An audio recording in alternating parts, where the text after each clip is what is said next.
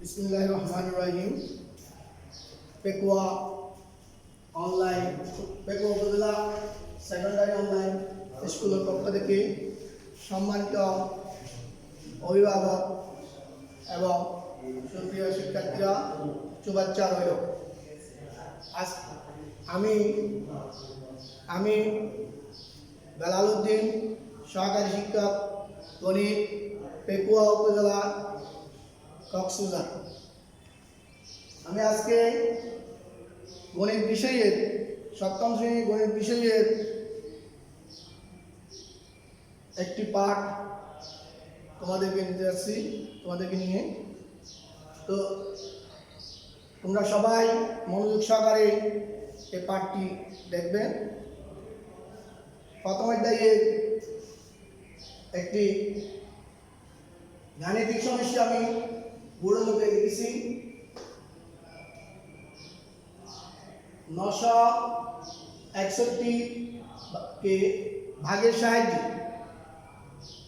বর্গমূল নির্ণয় করো। তাহলে ভাগের সাহায্যে বর্গমূল নির্ণয়ের প্রক্রিয়া নিশ্চয় তোমরা জানো। সংখ্যাটাকে লিখতে হবে।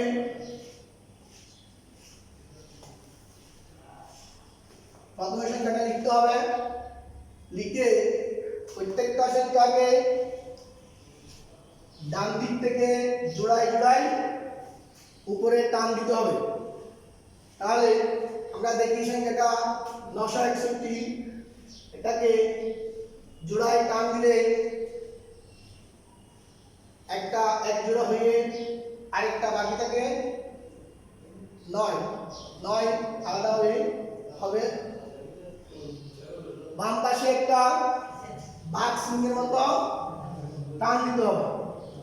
টান দিয়ে এবার প্রথম সংখ্যাকে বর্গ নির্ণয় করি। এখানে যদি 9 আছে, তাহলে 9 এর বর্গমূল 3। তাহলে 3 যদি দিই, 3 9। এরপর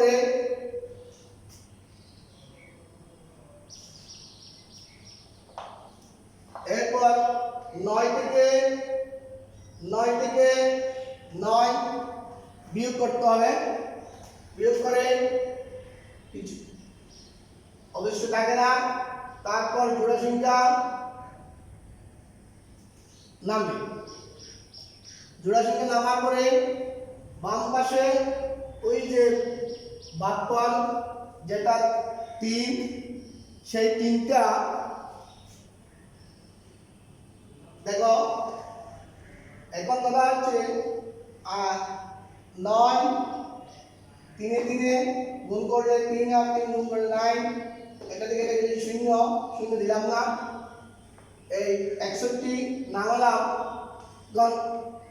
প্রিয় শিক্ষার্থীরা, তোমরা হয়তো জানো এটাকে 3টা গুণ করে, অর্থাৎ 3টে এই সংখ্যা থেকে 2 দ্বারা গুণ করে এই পাশে আসবে। তাহলে আমরা 3কে 2 দিয়ে গুণ করলে কত হয়? 6। এখন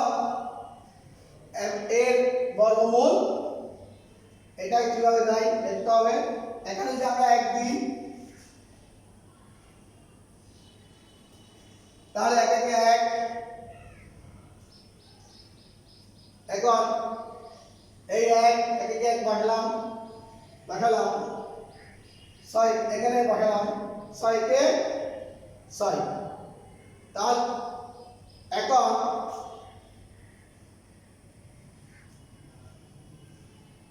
এখন 961 সংখ্যার বর্গমূল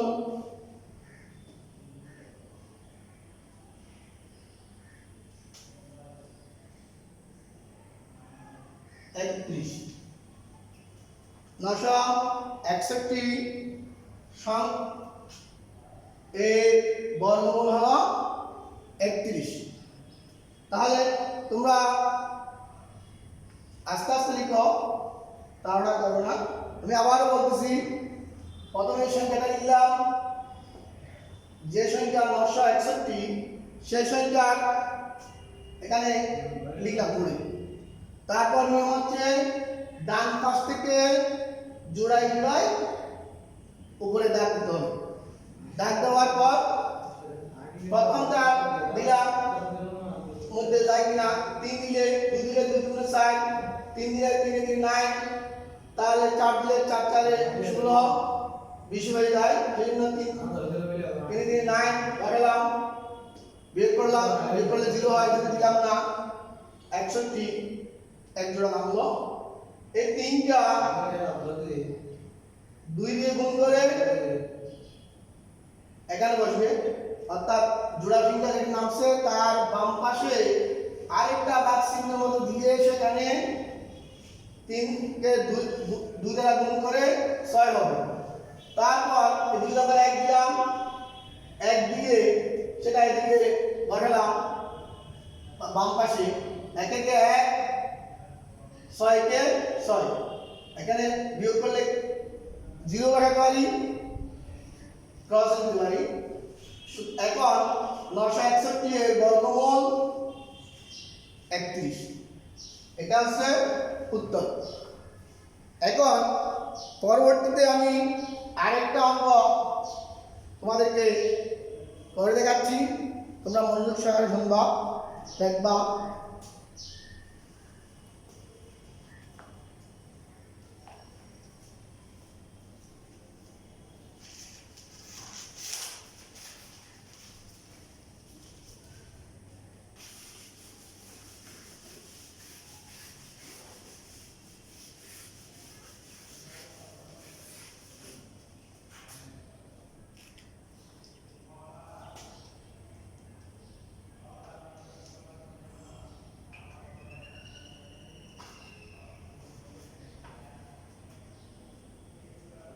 তিনশো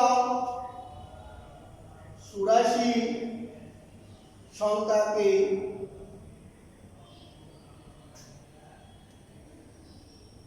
কোন ক্ষুদ্রতম সংখ্যা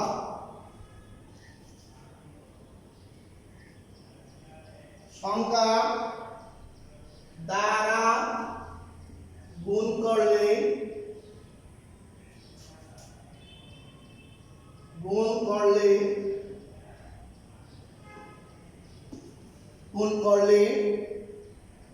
গুণফল পূর্ণবর্গ সংখ্যা হবে।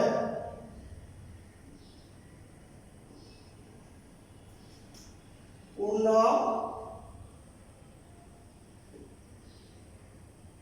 বর্গ সংখ্যা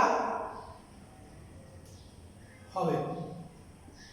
এটা একটা সমস্যা আমি লিখলাম। তোমাদের বইতে 384 সংখ্যাকে কোন ক্ষুদ্রতম সংখ্যা দ্বারা গুণ করলে গুণফল পূর্ণবর্গ সংখ্যা হবে, এই গাণিতিক সমস্যাটা তোমাদের পাঠ্য বইয়ের প্রথম অধ্যায়ের 1.1 3 নম্বরের খ, 3 নম্বর প্রশ্নের খ। তাহলে এই অঙ্কটা যদি আমরা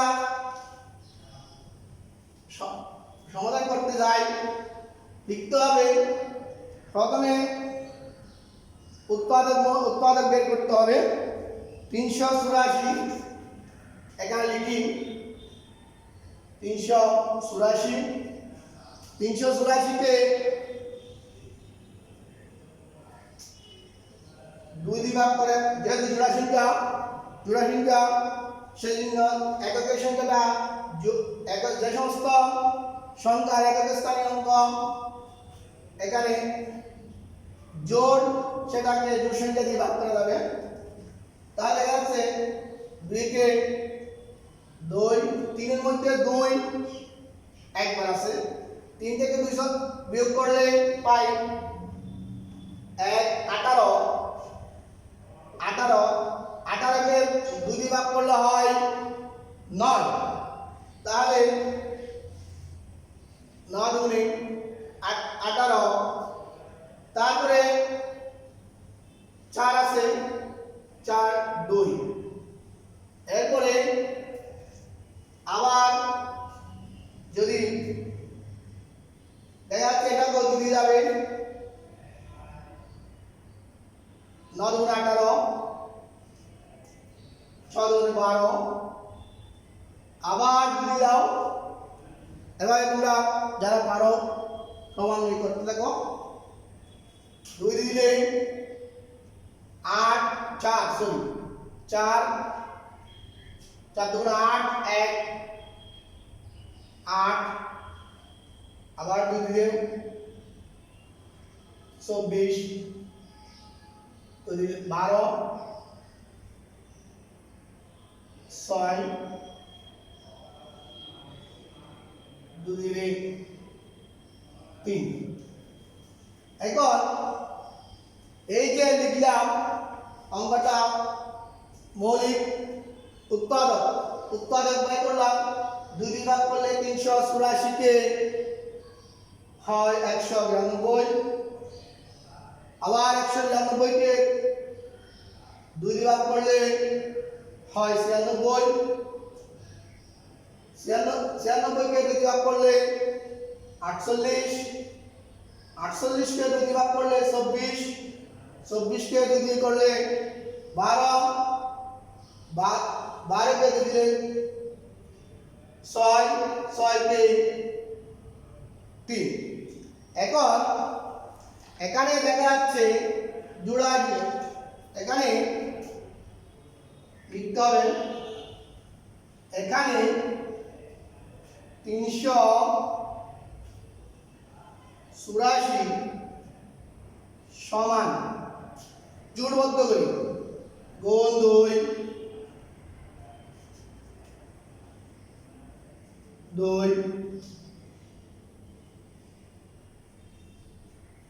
2, তাহলে কত দেখা যাচ্ছে? 2 আছে কত? 1 2 3, 1 2 3, আরো 2 3। তাহলে এখানে যদি সংখ্যাটা এগুলো জোড়বদ্ধ থাকতো, 2 আর 3 যদি জোড়ায় থাকতো তাহলে এটা বর্গসংখ্যা হতো, পূর্ণবর্গ সংখ্যা হতো।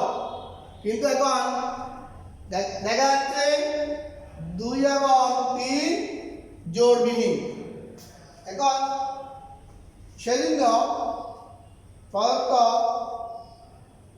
সংখ্যাকে, যেহেতু প্রদত্ত সংখ্যাটি জোড়াবিহীন সংখ্যা লিখতে হবে, যেহেতু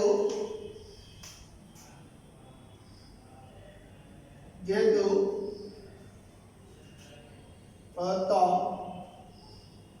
সংখ্যাটি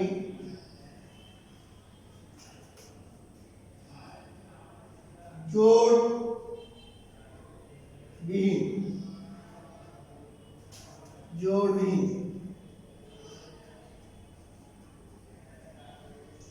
যদি জুড়ে থাকতো, যদি জোড়ায়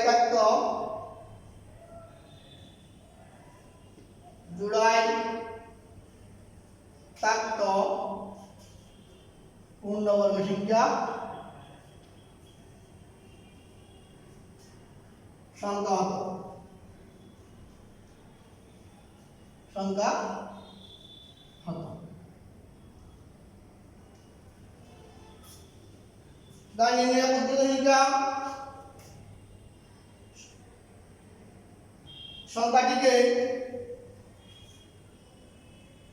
সংখ্যাটিকে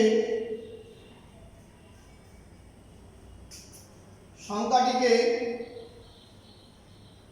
2 গুণ 3 সমান 6, দ্বারা গুণ করলে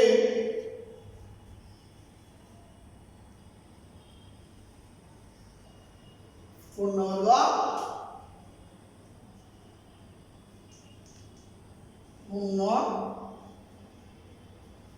বর্গ সংখ্যা হয়, পূর্ণবর্গ সংখ্যা হয়। তাহলে নির্ণয় ক্ষুদ্রতম সংখ্যা, নির্ণয় ক্ষুদ্রতম সংখ্যা, এদিকে লিখতেছি, সুতরাং এটা তোমরা নিচে লিখবা। নির্ণয় ক্ষুদ্রতম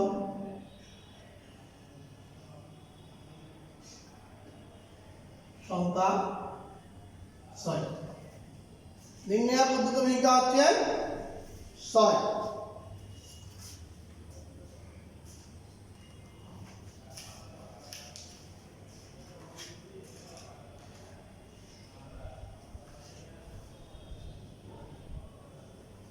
নির্ণয় ক্ষুদ্রতম সংখ্যা 6। এখন আমি আবার বলতেছি, তোমরা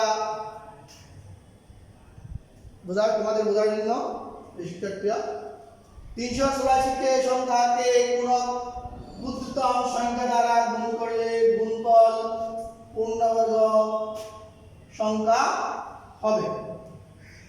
তাহলে প্রথমে 384 লিখলাম, এটাকে 2 দিয়ে ভাগ করলাম, জোড়া সংখ্যা যেহেতু ভাগ করলে 19, এখানে 2 192, 192 কে 2 দিয়ে ভাগ করলে 96, 96 কে 2 দিয়ে ভাগ করলে 48, 48 কে 2 দিয়ে ভাগ করলে 24, 24 কে 2 দিয়ে ভাগ করলে 12, 12 কে 2 দিয়ে ভাগ করলে 3। এবার এখানে 384 সমান এই যে উৎপাদকগুলোকে কি করলাম, জোড়াই জোড়াই করে লিখলাম। এবার 1 জোড়, 2 জোড়, 3 জোড়, আটটাকে এই দুইটা 2 আর 3, সে 2 আর 3 কে বাকি থাকে। যেহেতু অর্থ সংখ্যাটি জোড়হীন, যদি জোড়া থাকতো পূর্ণবর্গ সংখ্যা হতো, সংখ্যাটিকে 3 গুণ 6, 3 গুণে 6 দ্বারা গুণ করলে পূর্ণবর্গ সংখ্যা হয়। নির্ণয় ক্ষুদ্রতম সংখ্যা 6। এখন সেই আরেকটা একইভাবে তোমরা যদি করো, এটাকে যদি দেওয়া হয়, এই অঙ্ক, এই জাতীয় একটা অঙ্ক যদি দেওয়া হয়, 4 নম্বর প্রশ্ন, এত সংখ্যাকে 384 সংখ্যাকে কোন ক্ষুদ্রতম সংখ্যা দ্বারা গুণ করলে গুণফল পূর্ণবর্গ সংখ্যা হবে? গুণ করলে গুণফল পূর্ণবর্গ সংখ্যা হবে। গুণ করলে গুণফল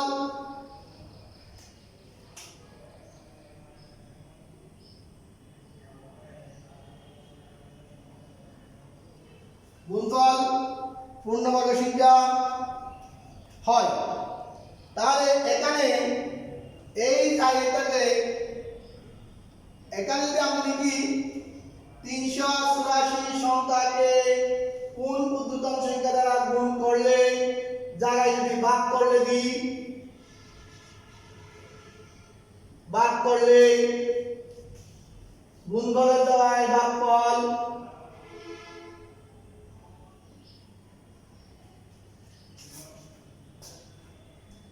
এখন তোমরা 384 সংখ্যাকে কোন ক্ষুদ্রতম সংখ্যা দ্বারা ভাগ করলে ভাগফল পূর্ণবর্গ সংখ্যা হবে, ঠিক একইভাবে করে আসবে। করার পরে শুধুমাত্র এই জায়গার মধ্যে এই জায়গার মধ্যে একটু করে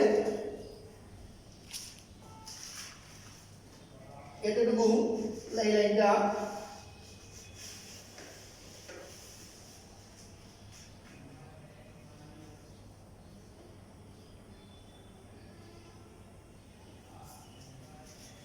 এখানে দেখো গুণফলে যে ভাগ করলে ভাগফল পূর্ণবর্গ সংখ্যা হবে, ভাগ করলে ভাগফল পূর্ণবর্গ সংখ্যা হবে। তাহলে এই জায়গায় ভাগ করলে এত দ্বারা ভাগ করলে ভাগফল ভাগ করলে ভাগফল পূর্ণ বর্গ সংখ্যা হয়। নিম্নের পদ্ধতি সংখ্যা নিম্নের পদ্ধতি সংখ্যা 6। এখন এটা তোমরা করে ফেলবা। এটা 4 নম্বরের বইয়ের পাঠ্য বইয়ের 4 নম্বরের আদলে 3-এর খ কে আমি ঘরে দেখাইছি। একটা শিখলে আরেকটা করা যায়, সেজন্য এখন 4 নম্বরের ক নম্বর 4 নম্বরের ক নম্বর অঙ্ক দেখো 972 সংখ্যাকে কোন ক্ষুদ্রতম সংখ্যা দ্বারা ভাগ করলে ভাগফল পূর্ণবর্গ সংখ্যা হবে। এখন ঠিক এই অঙ্ক এটার মতো করে করে গিয়ে হবে। তোমরা একটু দেখো, আমি এটা মুছতেছি।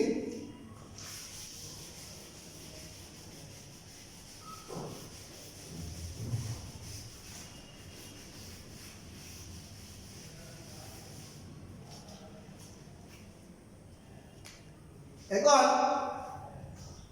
972 সংখ্যাকে কোন ক্ষুদ্রতম সংখ্যা দ্বারা ভাগ করলে ভাগফল পূর্ণবর্গ সংখ্যা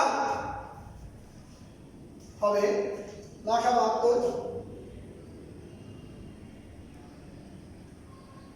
2 দিলে 4 17 8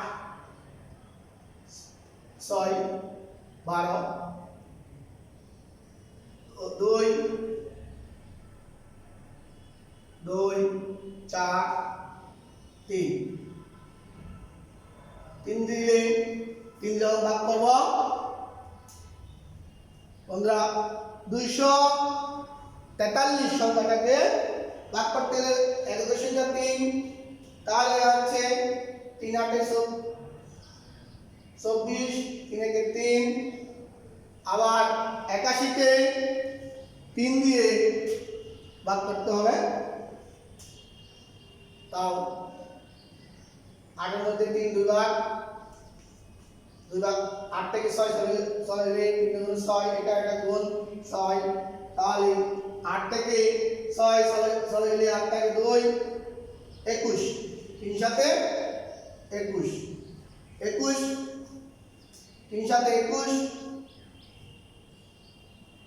তাহলে এখানে হবে কত 7 27 27 কে আবার কত হবে 3 দিয়ে 3 দিয়ে দিলে 9, আবার 3, তাহলে কত কত পেলাম দেখো তোমরা পেয়েছি 2 দুইটা 3 5টা, এই 5টা 3। এখন ঠিক একইভাবে এখানে তোমরা লিখতে পারো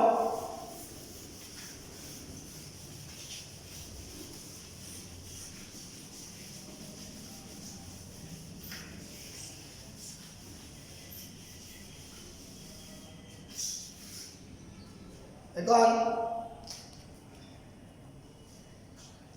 এখানে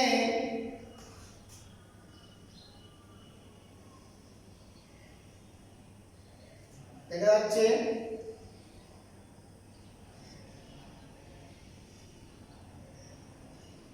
দেখা যাচ্ছে 972 সমান 2 গুণ 2 এক জোড়া 3 গুণ 3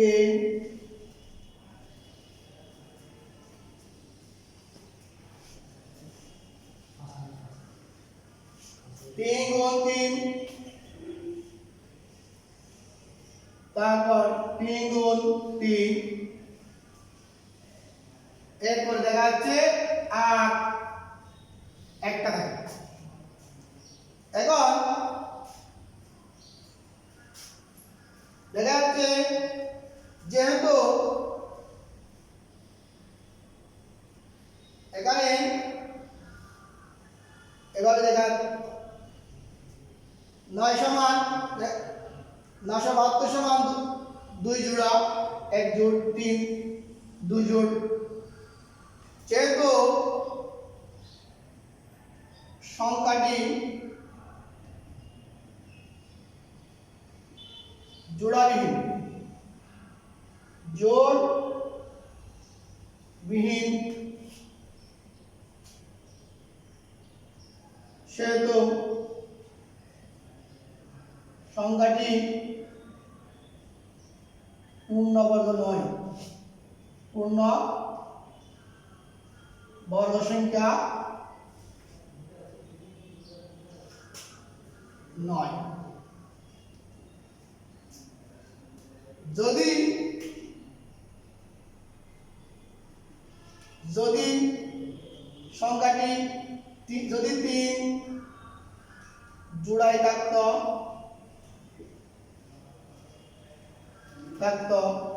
তাহলে পূর্ণ বর্গ সংখ্যা হতো সুতরাং 3 দ্বারা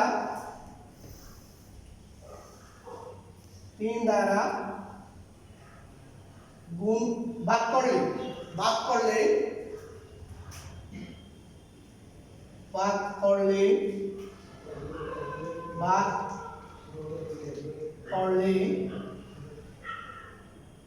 ভাগফল পূর্ণ বর্গ সংখ্যা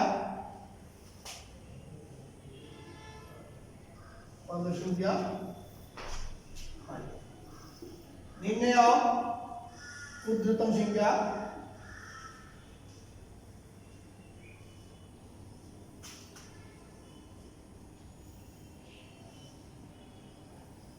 তিন এটা আছে উত্তর দেখো এখন আমরা এখানে 3টা অঙ্ক করলাম প্রথম করলাম ভাগ প্রক্রিয়ার মাধ্যমে বর্গমূল নির্ণয় তারপর করলাম 384 কে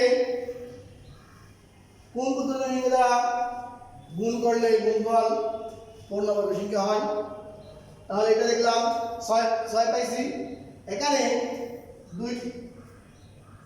972 কে সংখ্যাকে কোন পদ্ধতি দ্বারা ভাগ করলে ভাগফল পূর্ণবর্গ সংখ্যা হবে তাহলে এটাকে করলাম 972 তারপর ভাগ করলাম 9 কে 2 ভাগ করলে 4 এখানে 1 থাকে 17 8 গুণে 16 তাহলে 12 6 এভাবে করে পেলাম